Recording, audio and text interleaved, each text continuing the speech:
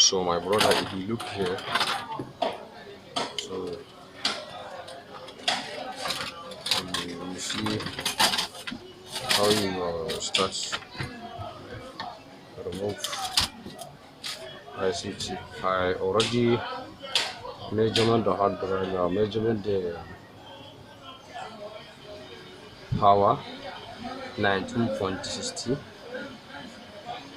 19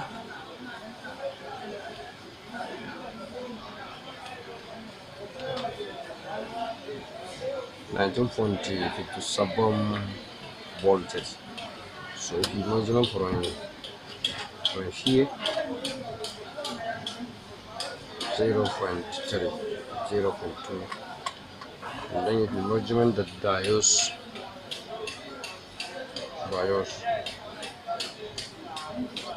0.3 again.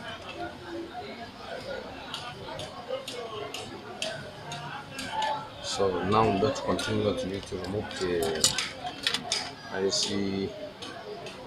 My brother, be taking care with your BIOS. It's better to use your solder iron, any electronic soldering.